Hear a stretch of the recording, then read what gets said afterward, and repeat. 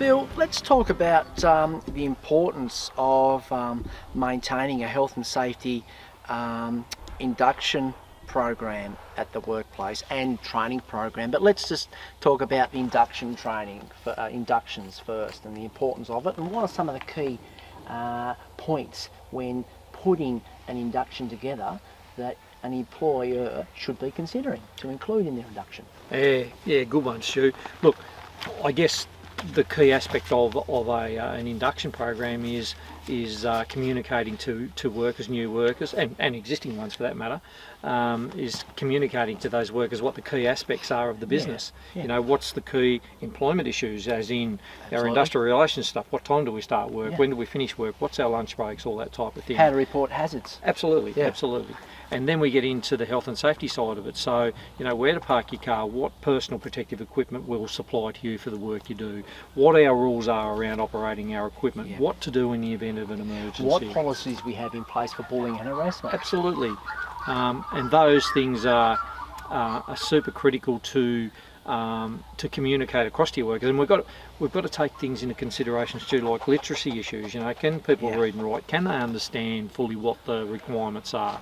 And if not, how do we go about communicating that across to our workers? Do we talk them through the process? Absolutely. So we sit down and have that again, that safety farm conversation with workers, and telling them about the safety rules and expectations on farm. That's what induction is, isn't it? Yeah, and look, the resources that are available to help complement this. I mean, Prime Employer's Ag Card is an absolute ripper. You know, that spells out what the most common hazards are on farms to set people up before they probably get to the paperwork side of induction, so they understand before they get into the real nuts and bolts of how.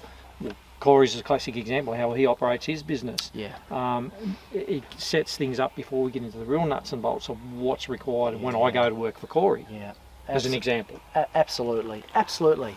And our Farming Safely in Tasmania guide, if you turn to page 19 and have a read of that, that'll let you know all about induction processes and what it looks like. All right, we've spoken about induction. Let's talk about training now, and a training program, and why it's important to have something in place like a training register. Critical, Stu.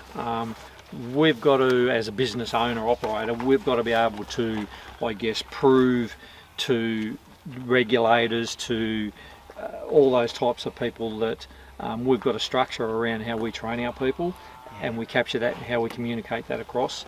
And I guess one of the classic examples is TAFE courses. You know, if there's a TAFE course for a worker that can cover off on the key things you want to make sure people are competent in what they're doing, as in chainsaw operation, as in quad bike safety, you know, as in operating tractors and things like that. That's a really good, smart decision from the business perspective, because you know that people have been taken through a structured training course and they're ticking off on the key things that people need to be taught when they're operating a thing. And I guess just as importantly, assessed as competent at the end of it.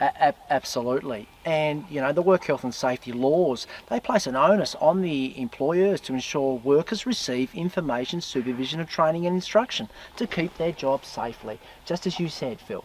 Yeah, exactly. And look, again, our resources, we've got some ripping training videos there that people can use to do that training themselves if that's the pathway they want to go down. Yeah, absolutely. So look, take a look at page 20 of the Farming in Tasmania guide, and have a look at the register, the training register that we've put together for you there.